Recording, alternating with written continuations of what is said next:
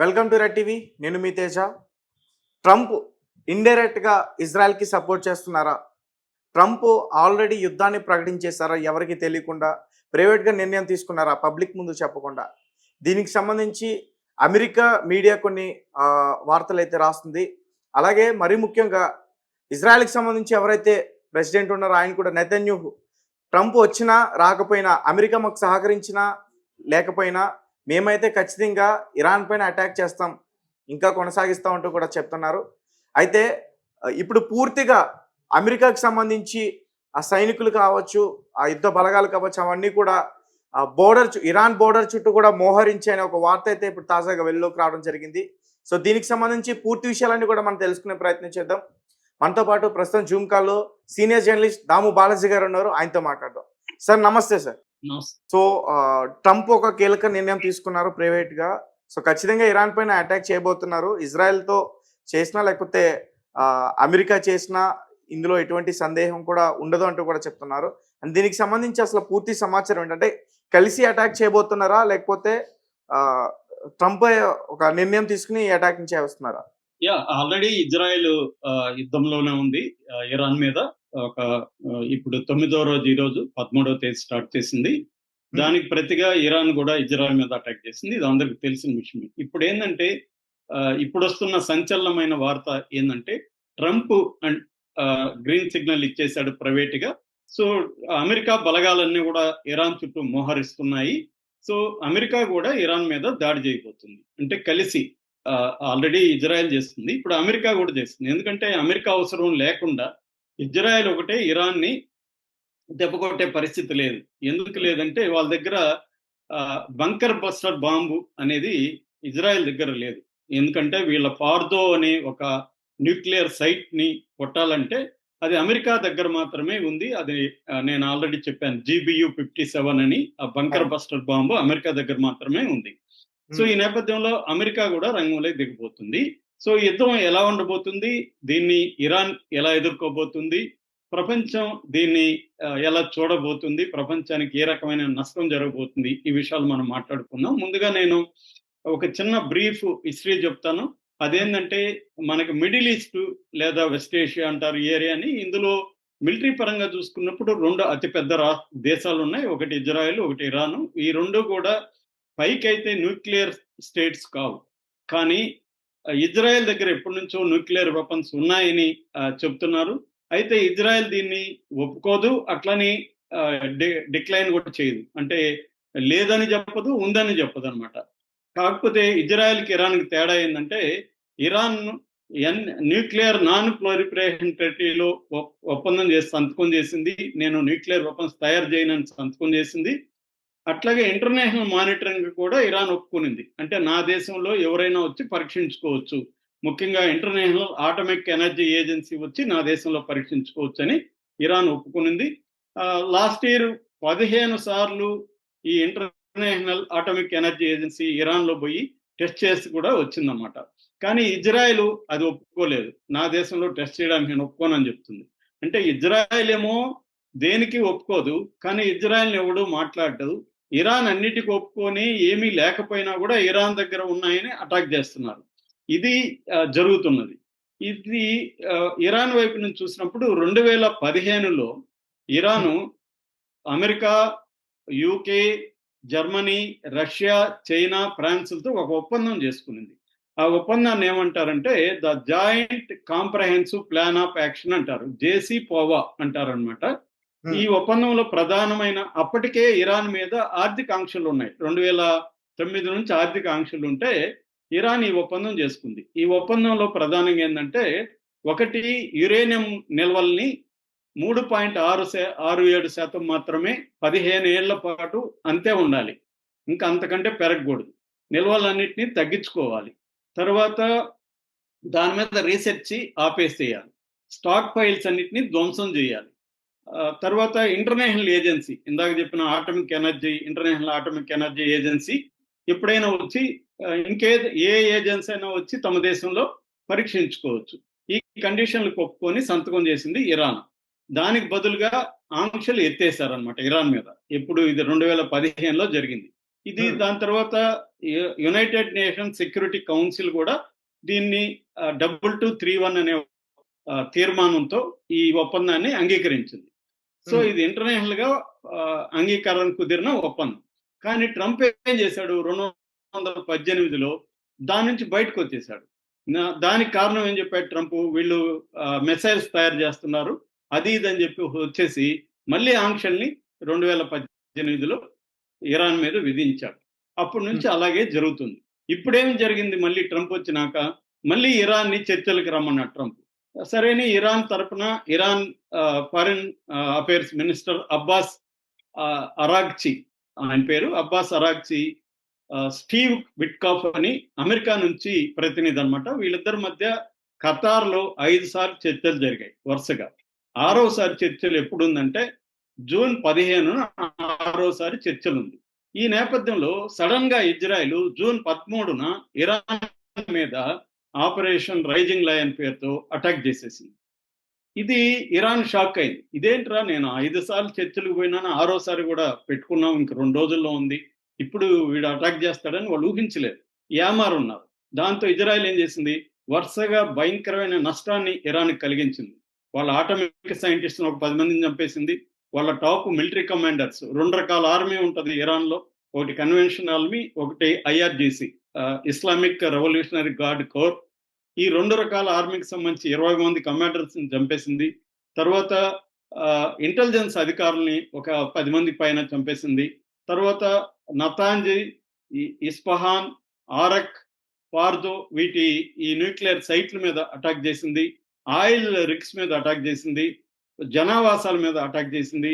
ఇదంతా కూడా 12 నుంచి 18 గంటల్లో విపరీతంగా కొట్టగలిగింది ఏది ఇజ్రాయెల్.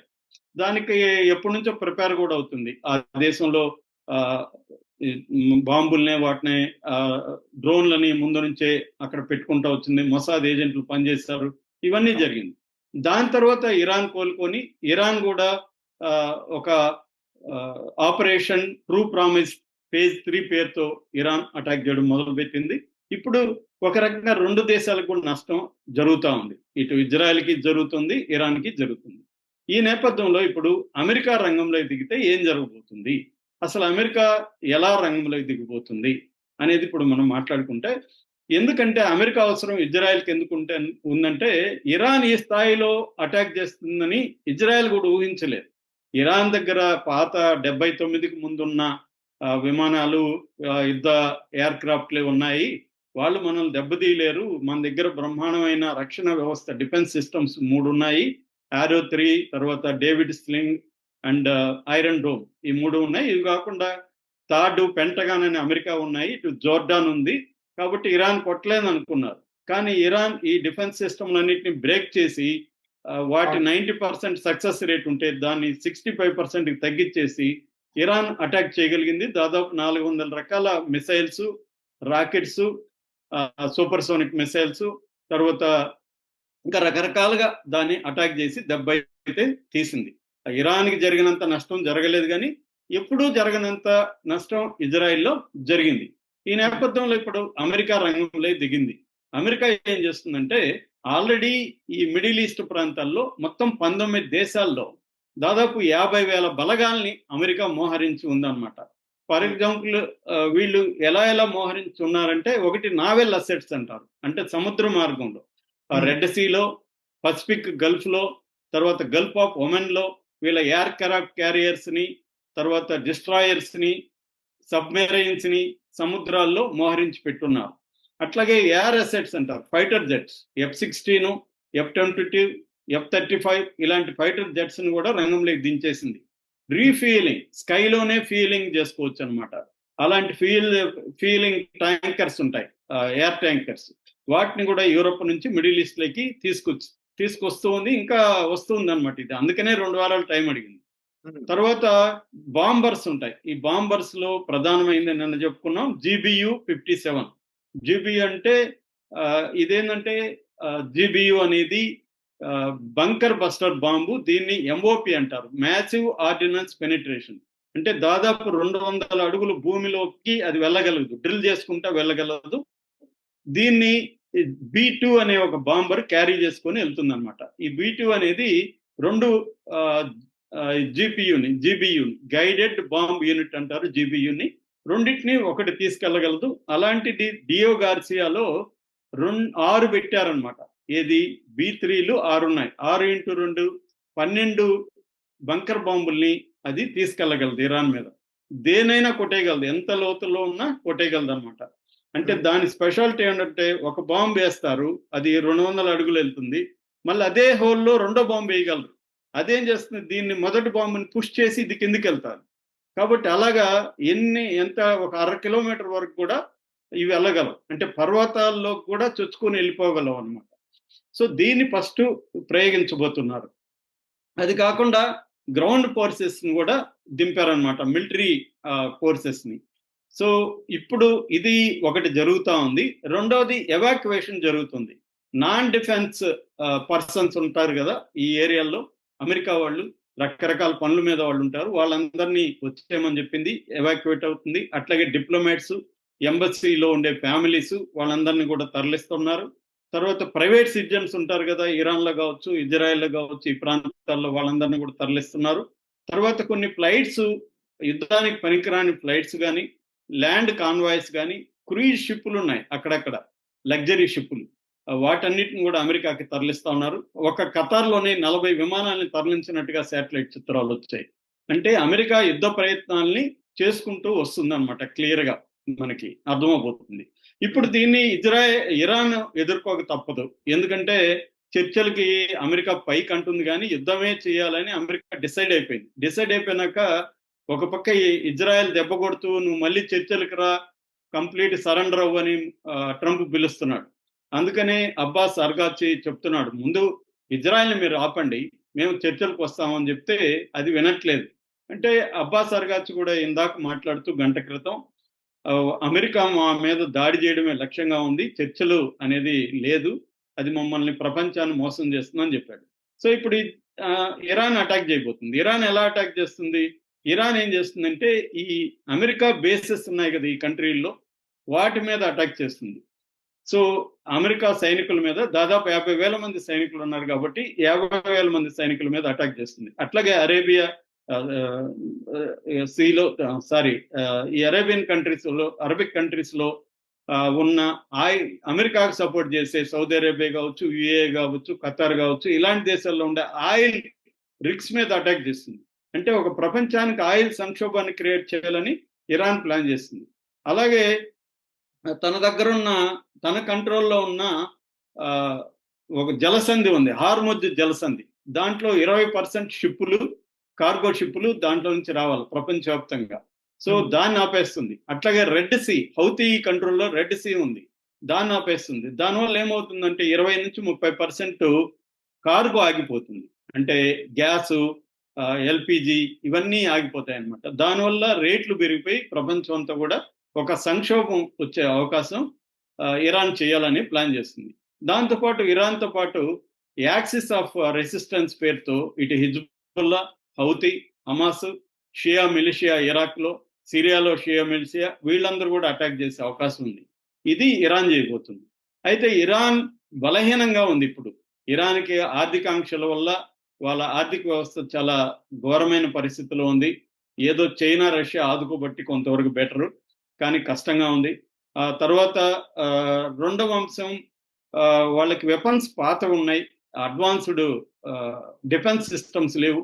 మన దగ్గర S-400 మనకి తెలుసు, మన డిఫెన్స్ సిస్టమ్ ఉంటే ఇరాన్ దగ్గర S-300 ఉంది, దానికంటే పాతది, రష్యా దగ్గర కొనుక్కున్నది. దాంతో ఏం ఫైట్, మనమే సరిగ్గా చేయలేకపోయినాం అని చెప్తుంటే అదేం చేయగలుగుతుంది? అంత పాత ఉన్నాయి, మిగతావంతా వాళ్ళు ఓన్ గా తయారు చేసుకున్న పాత డిఫెన్స్ సిస్టమ్ ఉన్నాయి. అది ఆల్రెడీ ఇజ్రాయెల్ కొట్టేసింది చాలా వాటిని. అందువల్ల డిఫెన్స్ సిస్టమ్స్ కానీ, అటాకింగ్ సిస్టమ్స్ కానీ, ఎలక్ట్రానిక్ వార్ఫేర్ కానీ, ఏఐ బేస్డ్ వార్ఫేర్ సిస్టమ్స్ కానీ ఇరాన్ దగ్గర లేవు. అట్లాగే దానికి సపోర్ట్ ఇప్పటివరకు ఎవరు కూడా రావట్లేదు, ఖండించారు తప్ప ఇటు చైనా రావట్లేదు, రష్యా రావట్లేదు, నార్త్ కొరియా రావట్లేదు, ఎవరు కూడా రామనేశారు. దాంతోపాటు పనిచేస్తున్న యాక్సిస్ ఆఫ్ రెసిస్టెన్స్ లో హిజ్బుల్లా కానీ, హౌతీలు కానీ, వీళ్ళు కూడా వచ్చే పరిస్థితి లేదు. వాళ్ళు బలహీనంగా ఉన్నారు. వాళ్ళు ఏమన్నా నోట్ చేస్తే వాళ్ళ మీద బాంబులు వేస్తుంది ఇజ్రాయెల్. అందువల్ల వాళ్ళు కూడా వచ్చే పరిస్థితి లేదు. సిరియా కుప్పకూలిపోయింది. మొన్నటి వరకు సిరియా ఇరాన్కి సపోర్ట్గా ఉంది. సో ఏ రకంగా చూసుకున్నా ఇరాన్ ఎక్కువ కాలం అయితే నిలబడదు. ఇప్పుడు ఏం చేయబోతున్నారు, ఈ ఫోర్దో మీద ఫస్ట్ అమెరికా అటాక్ చేస్తుంది. అక్కడ ఏమి దొరకదు వీళ్ళకి, ఎందుకంటే వాళ్ళ దగ్గర న్యూక్లియర్ వెపన్ లేదు. ఇరాక్ మీద కూడా ఇలాగే అమెరికా అప్పుడు దాడి చేసింది. న్యూక్లియర్ వెపన్ లేదని ఆల్రెడీ ఇంటెలిజెన్స్ వింగే ట్రంప్కి చెప్పారు. Tulsi Gabbard intelligence wing head, ఆమె క్లియర్గా చెప్తుంది ఇరాన్ దగ్గర ఇవేవి లేవు న్యూక్లియర్ వెపన్స్ అని. అయినా ట్రంప్ వినట్లేదు.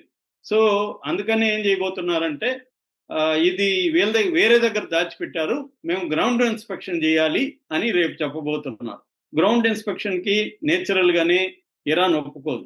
అప్పుడేం చేస్తారు, ఈ ప్రభుత్వాన్ని మార్చాలని చెప్పి కొమైనీని చంపే అవకాశం మనకు కనబడుతుంది. ఎందుకంటే టార్గెట్ ఈ ప్రభుత్వాన్ని మార్చడం, తమకు అనుకూలమైన ప్రభుత్వాన్ని ఇరాన్లో పెట్టడమే అసలైన లక్ష్యం అనమాట. ఎవరికి, ఇజ్రాయెల్కైనా అమెరికాకు అసలు లక్ష్యం ఏంటంటే ఇరాన్ని కుప్పగూలు చేసి తమ ప్రభుత్వాన్ని ఇరాన్లో పెట్టేసుకుంటే కంప్లీట్గా ఈ మధ్యప్రాచ్యంలో ఆధిపత్యం అనేది ఇజ్రాయెల్కి అమెరికాకి ఉండిపోతుంది. ఇప్పుడు వీళ్ళ ఆధిపత్యాన్ని ఎదిరిస్తూ ఉండేది ఇరాన్ ఒకటే.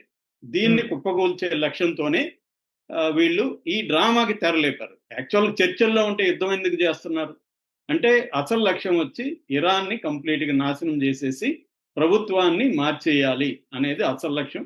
కాబట్టి కొమైనీని చంపేసి తమ ప్రభుత్వాన్ని పెట్టడానికి ట్రై చేస్తున్నారు. ఇది ఏ స్థాయిలో అమలవుతుంది అనేది ఇప్పుడు ప్రపంచం అంతా కూడా బెగ్గపట్టుకొని చూస్తుంది ఏం జరగబోతుందని. ఎందుకంటే ట్రంప్ మూర్ఖుల్లోకి అతి మూర్ఖుడు, ఎప్పుడు ఏ నిర్ణయం తీసుకుంటాడో ఎవడికి తెలియదు, ఎవడి మాట వినే పరిస్థితిలో లేదు. సో అందువల్ల ఒక మహా సంక్షోభం అయితే రాబోతుంది. ఎందుకంటే మొన్నటి వరకు అందరూ ఏమనుకున్నారంటే ట్రంప్ నోబెల్ పీస్ ప్రైజ్ ఆశిస్తాడు, యుద్ధం చేయడం అనుకున్నారు. అది కూడా ఈరోజు చెప్పేశాడు, నాకు నోబెల్ పీస్ ప్రైజ్ ఎవరు, నేను అనేక యుద్ధాలు ఆపాను, నాకు రాదని చెప్పేశాడు. అంటే ఆయన క్లియర్గా నాకు ఇది ఆపినా కూడా నాకు రాదు కాబట్టి మనం యుద్ధమే చేద్దామని డిసైడ్ అయిపోయాడు. మరి ఇదొక రెండవ ప్రపంచ యుద్ధం తర్వాత అతిపెద్ద యుద్ధంగా మనం చెప్పుకోవచ్చు. Right sir, thank you so much.